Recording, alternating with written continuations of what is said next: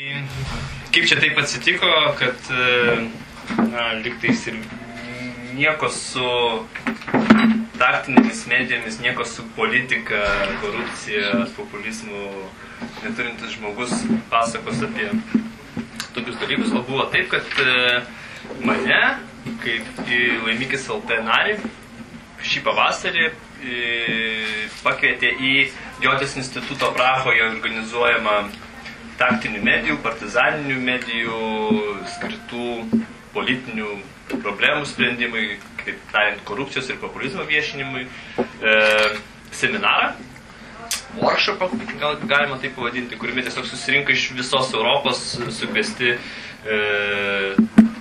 šios srities atstovai. Mes tenais pristatėme, nežinau ar kam žinoma, Lukiškių aikštėje rengtą mikroprotestą, kuris buvo nukreiptas prieš, jeigu protestas, tai jisai turi būti nukreiptas prieš kažką. Jisai buvo nukreiptas prieš ketinamą rengti projektą, prieš tą nuomonę, kad ten turi stovėti graudus monumentas, trumpai kalbant, tiesiai šviesiai kalbant. Partizanam, ne? Jo, skirtas partizanam. Ir forma, kurią mes pasirinkome, jinai buvo ne daryti didelio protesto, kaip kad būtų įmanoma, kaip kad būtų įprasta, bet pritraukti dėmesį jo mažumu. Tai mes darėme mažus transparantus, tokius, kad balandis atsistojęs galėtų atrodyti kaip protestuojantis prieš Lukiškių aikštės projektą. Greitai jisai apaugo mažom anoniminiam supynėm, mažais žmogeliukais, kvietėme žmonės nešti savo transplantus ir taip toliau, bet pakalbėsiu šį kartą ne apie juos, o apie tai, ką iš tikrųjų sužinojau iš projekto dalyvių kitų. Ir pradėsiu savo pranešimą nuo ekskursijos po korupcijos vietas Prahoje. Tai labai įdomi taktinės medijos forma, pasirinkta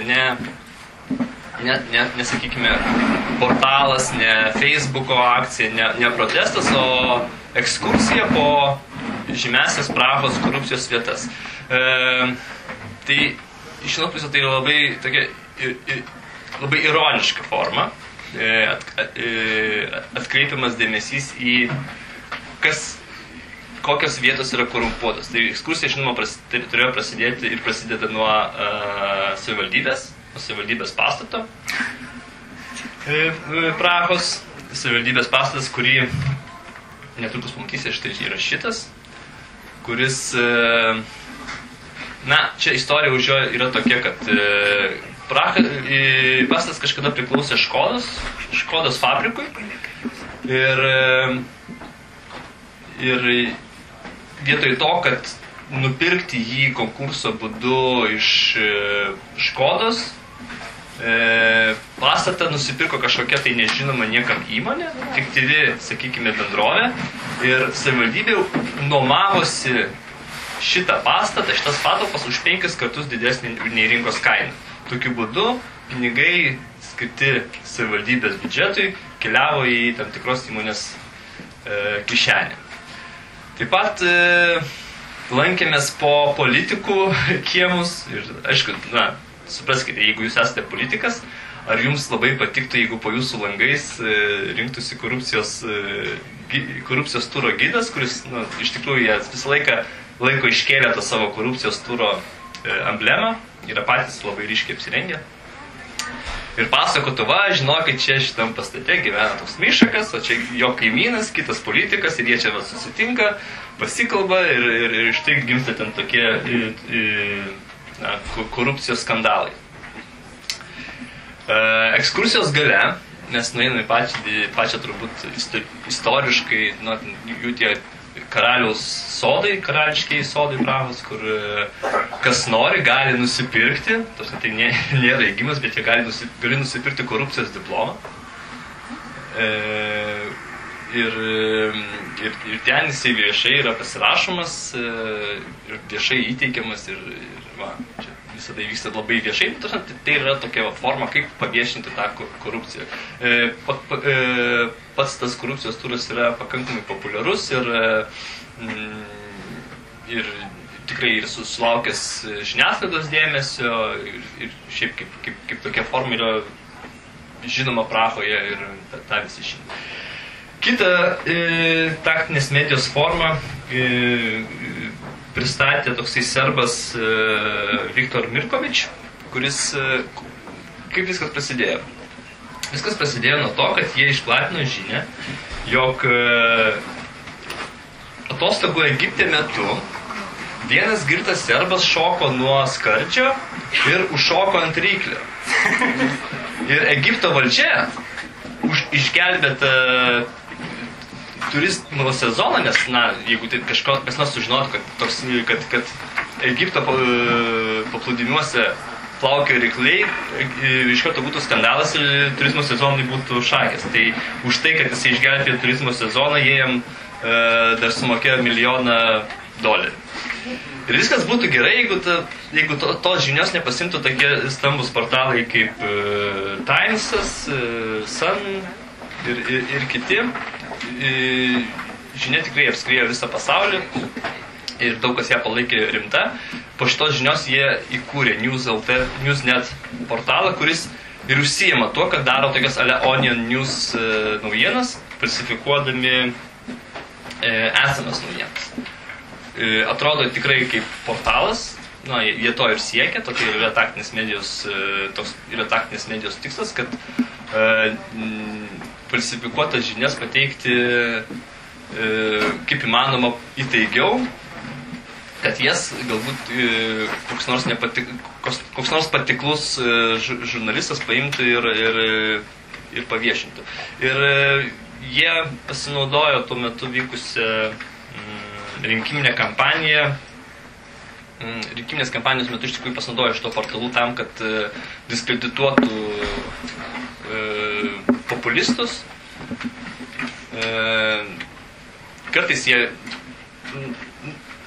jų humoro forma yra satyra, dažniausiai kažkas labai panašaus į dviračio žinias, tik tai yra pateikiama ne per visiems suprantamą masinę humoro formą, tai yra, tikrai nepagalvos, kad jis yra humoras, tai yra juokinga, tai yra įdomu, bet žinia atrodo kaip įmanoma rimčiau. Kaip ir Onion News beje. Kiti disidentai, tai vengrai. Aš dabar ten pavadinimas susideda iš kelių vengriškų žodžių, kurių aš neatsimenu, bet jisai reiškia, kad tai yra Šunskojos partija. Šunskojos partija nekovoja prieš konkrečiai kažkokią tai politinę jėgą, jie bando diskredituoti politikus apskritai. Ir Šunskojos partija yra kaip alternatyva apskritai politikai, galima sakyti. Prieš rinkimus jie iškėlė savo kandidatūrą, tą gali daryti visi Vengrijoje. Ir iškėlė kandidatus šunis vietoj politikų. Toks visiškas.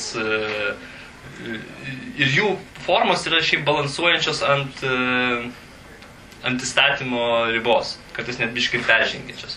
Ką jie daro, tai, pavyzdžiui, visą laiką savo manifestuose žada amžiną gyvenimą, nemokamą alų ir nemokamą internetą. Jie falsifikuoja kelio ženklus, tikrai klaidina kelio ženklus, sakydami, čia ten, kur atsargiai, jeigu ten būtų, tarkim, koks nors pas mus prie Seimo, tai atsargiai melagiai. Jie iš tikrųjų tai daro bute, dviese, man atrodo, jie falsifikuoja netgi, dėl ko jie stovint įstatymo ribos, nes oficialius puslapius, kuria oficialių puslapių, klonuoja oficialius puslapius kaip panašias svetainės, kur pateikia dezinformaciją. Tai čia turbūt iš tikrųjų jie, tokia rimčiausia taktinė medija naudoja.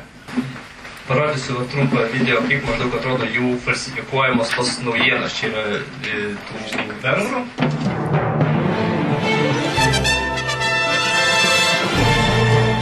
Atombomba és pénzfal kétfarkú kutyapárt táborban. Ki mennyiért szavazna a kétfarkú kutyákra? Köszöntöm a nézőket, István vagyok, ez itt a TVK híradója Horányból. Kilábalunk a válságból. Jo, čia tiesiog susidarytumėte čia iliustraciją iki šiol rodo čia susidarytumėte įspūdį, koks iš tikrųjų yra tos žinių formatas. Jie daro visišką farsą, iškelia tas liniules pieštas su markeriu, kurios primena žinių formatus, kalbina. Va, čia pavyzdžiui, naujiena apie tai, kad išleidžia pinigai byra, toks atvejis veikiamas.